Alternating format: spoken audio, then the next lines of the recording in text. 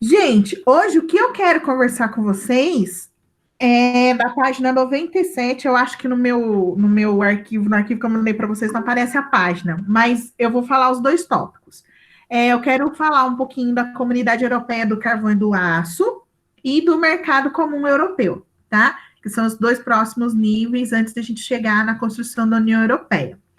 Para começar a falar da seca, eu vou projetar para vocês o mapa, tá? Para a gente conversar. Espera só um minutinho.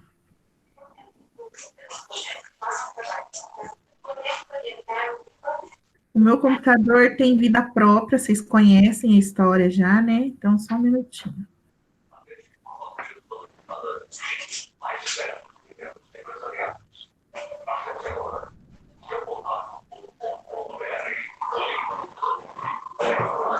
Bom, tá aparecendo para vocês aí o texto? Não, não. Agora acho que vai aparecer. Agora acho que vai aparecer. Acho que apareceu. Tá lá, Apareceu. tá lá. Isso. Então, vamos lá, ó.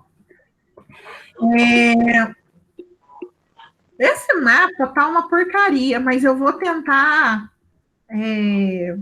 conversar em cima dele do mesmo jeito, tá bom?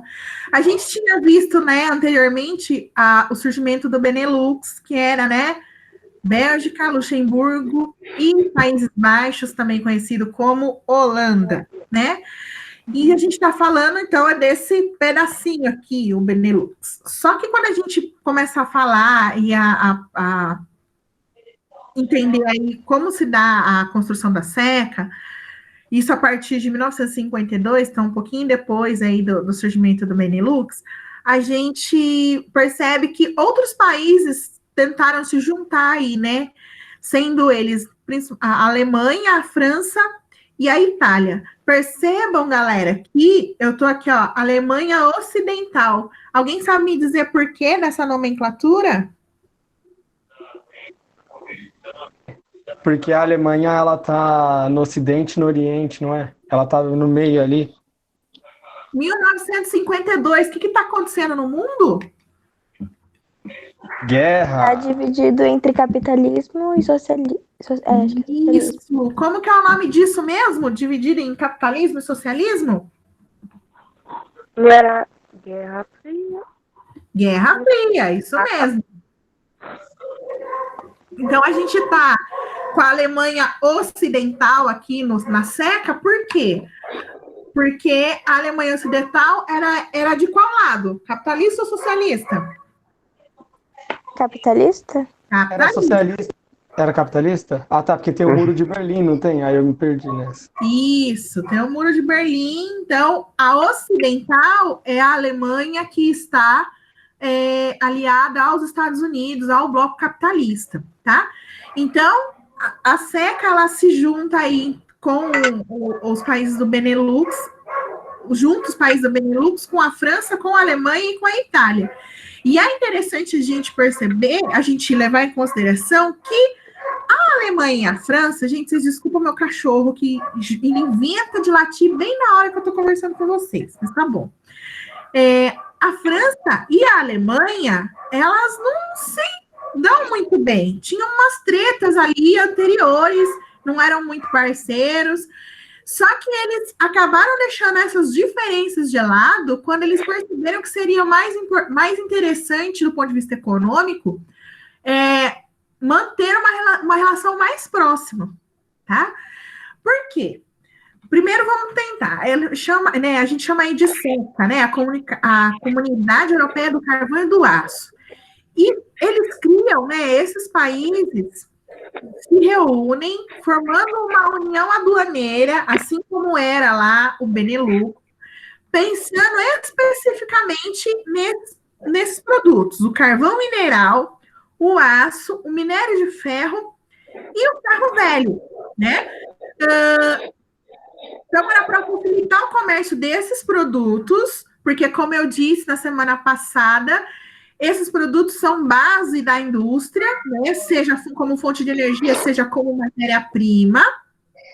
E, além disso, eles também tinham o objetivo de expandir, né, de ter uma expansão econômica, de aumentar o número de empregos nos países e o nível de vida das suas populações. Então, as populações dos países membros da SECA também eram um objeto aí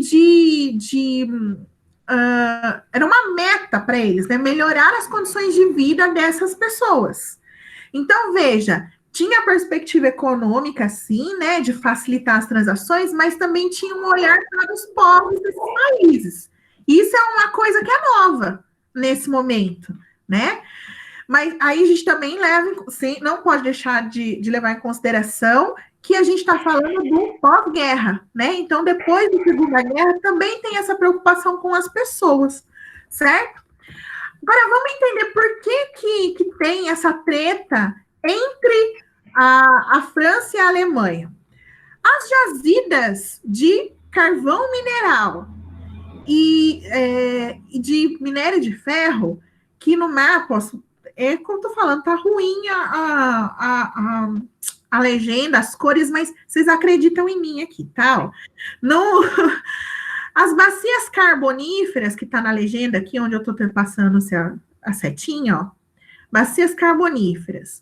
É o laranjinha que tá bem aqui nessa região, entre a Alemanha e territórios da França, que é uma região que é a do Vale do Ruhr e do Sarre, na Alemanha, e a região de Alsácia-Lorena, na França. E essa região, principalmente Alsácia-Lorena, foram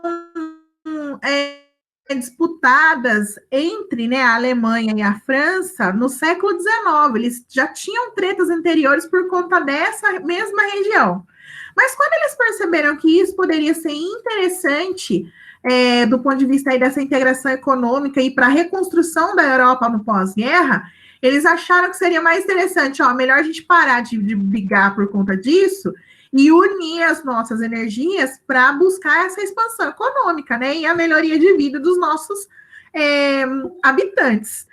Porque nessa região, como tinha esse potencial aí de ter bastante carvão mineral e de ter o minério de ferro, era uma região onde haviam bastante siderúrgicas, né, que é o tipo de indústria que produz o aço, que é matéria-prima para qualquer outra indústria, certo?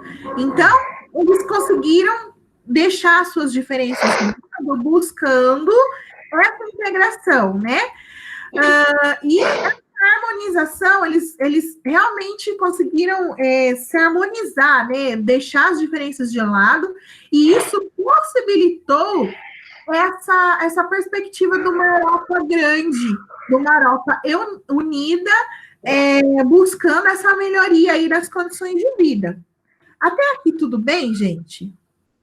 Alguma dúvida? Pode dar prosseguição, Dani. Tá dando para entender.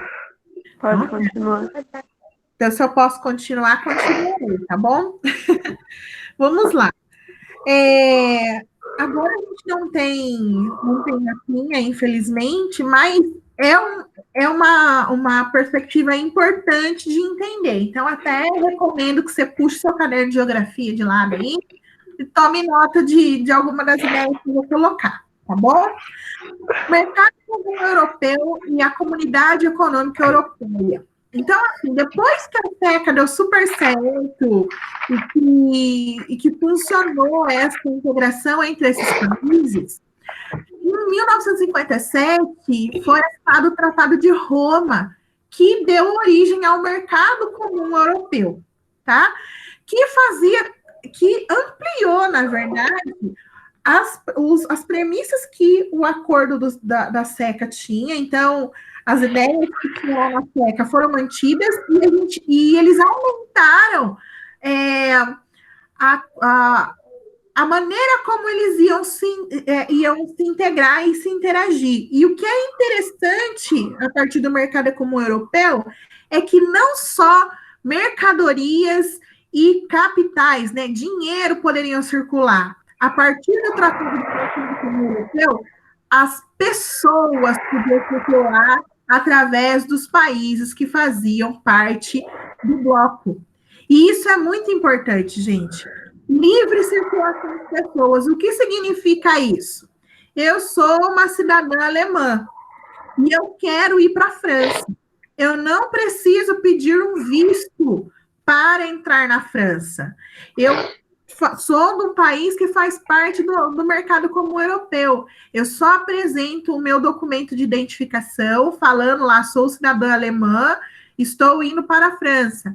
Você passa na fronteira tranquilamente, não precisa ter autorização para entrar no país. É tipo o Brasil-Paraguai, não é, Dana? Isso, tipo Brasil-Paraguai. Nós vivemos aqui numa união aduaneira no Mercosul, então, dentro, uma das premissas do acordo é que a gente pode circular entre os países que fazem parte do Mercosul sem a necessidade do visto, só com o documento de identidade.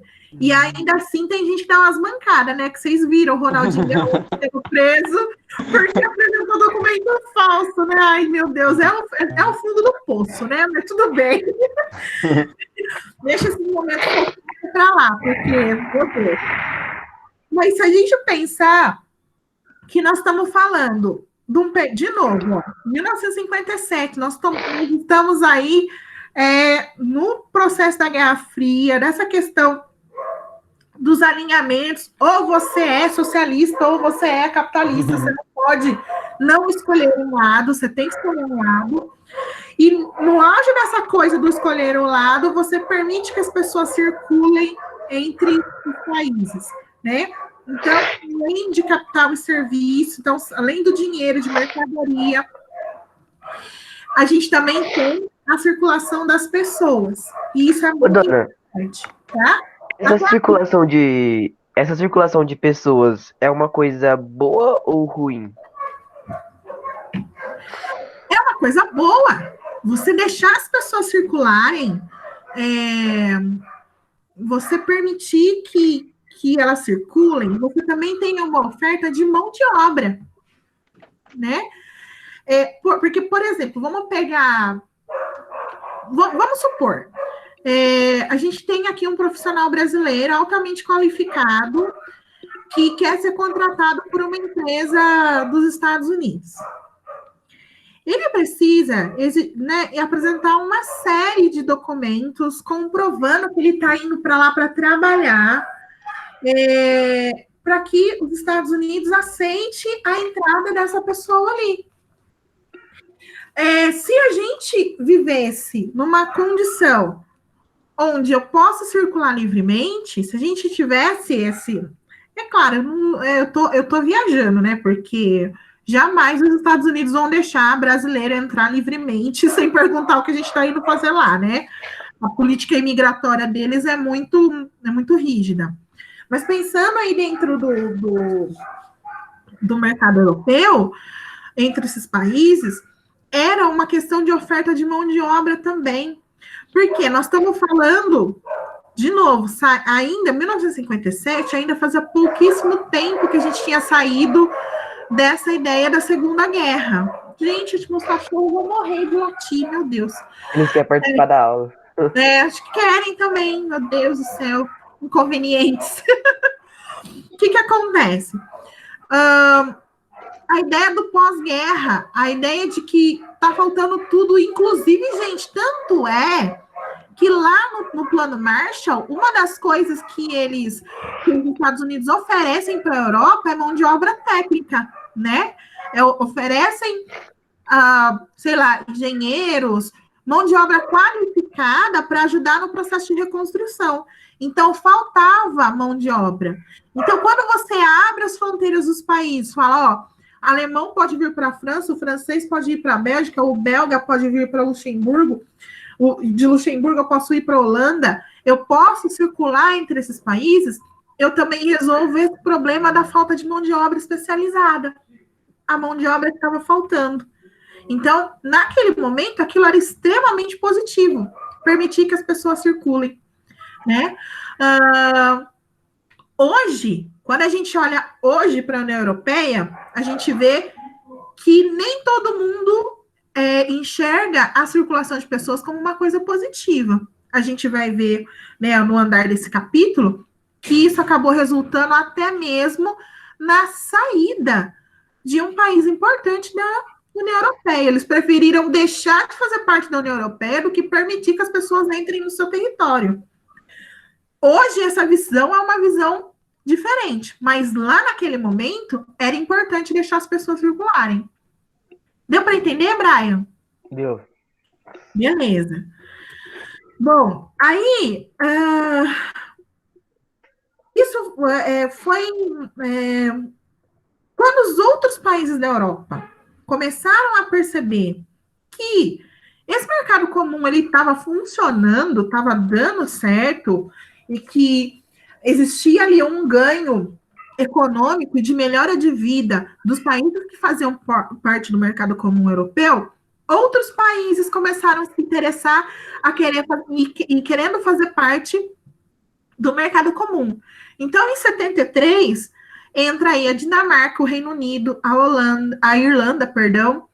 Em 81 entra a Grécia, mas a Grécia a gente vai ver que ela tem, depois, quando a gente consolida a União Europeia, existe aí uma ressalva em cima da Grécia, porque a Grécia tem sérios problemas econômicos, inflação muito alta, tem problemas muito sérios nessa perspectiva, tá? Mas dentro do mercado comum, ela ainda foi aceita. E assim, e também tem a questão da organização política no país. Então, tinha que ter, o país deveria estar vivendo uma democracia. Então, países que passaram por ditaduras nesse período não podiam entrar e fazer parte do mercado comum europeu, que é o caso... Oi. A Inglaterra não é monarquia? Ela é monarquia, mas é uma monarquia de faz de conta, porque a rainha é uma figura... É mais uma figura pública. Ela é mais decorativa do que um agente político, porque quem manda politicamente no Reino Unido é o primeiro-ministro. Nossa, então... Tá? Então, Nossa, assim, então... ela é o chefe de governo, é o primeiro-ministro. A rainha, ela é chefe de Estado. Entendi. Mas ela não toma decisão nenhuma sozinha. Tanto que eu já recomendei para vocês, assistam a série da rainha lá na Netflix, é muito legal, dá para entender como isso funciona. Então, o primeiro-ministro, ele que é chefe de governo, então as decisões mais importantes que afetam a vida dos britânicos são tomadas pelo primeiro-ministro, claro, com consciência, né? Então, ele vai lá e conversa com a rainha, explica para ela o que eles estão fazendo. Existem situações que tem discordância, e aí dá treta, mas eles são uma monarquia, mas é uma monarquia mais figurativa do que com poder de decisão política, tá bom? Mas só para fechar o pensamento. Nesse período, Portugal e Espanha passam por ditaduras militares. Então, nesse momento, Portugal e Espanha não pôde ingressar no mercado comum europeu, tá? Foram ditaduras violentas e tão terríveis quanto as ditaduras que a gente observou na América Latina. E eles só passaram só puderam ingressar quando eles retornaram para o processo da redemocratização. Quando os países deixaram de ser ditadura, aí eles puderam fazer esse ingresso no bloco econômico. E aí, com essa ideia do mercado comum europeu, a gente tem algumas nomenclaturas que é importante vocês saberem, que pode aparecer em exercício por aí, né? Pensando principalmente aí, a gente soube que o Cotuca não vai ter vestibulinho, mas até agora o Centro Paula Souza não falou nada, né? Então, a gente está trabalhando com a ideia de que vai ter prova. E lá cai, né, história e geografia. Então, é importante vocês terem conhecimento dessa nomenclatura. Então, assim, a gente... Olha só, né, aqui o teu textinho fala que de 39 a 75 foi a ditadura espanhola, né, e de 32 a 74 a ditadura portuguesa. Em 86, que eles puderam, só em 1986 eles puderam entrar no mercado comum europeu. Olha quanto tempo eles tiveram que passar fora porque eles estavam sob ditaduras. Então, até esse momento, o mercado comum europeu era conhecido como Europa dos Seis. Dos seis quem? Os 6 países que faziam parte, né? Depois passou a ser a Europa dos 12. E aí até chegar na Europa dos 28, que na verdade já é a União Europeia, mas a gente chega lá, tá bom? Então, existe essa nomenclatura, Europa dos 12, Europa dos 6, Europa dos 28, que se refere aí à quantidade de países que estão fazendo parte do bloco naquele momento. Tudo bem? Eu vou interromper aqui o compartilhamento.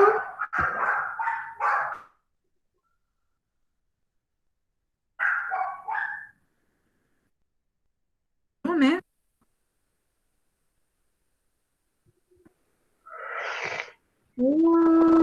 Calma aí, gente, que eu estou com dificuldades técnicas. Ah, voltou. Tudo bem, gente? Deu para entender isso que a gente conversou um pouquinho agora? Deu, Dona. Deu? Deu. Sim. Então, assim, Deu. esse marco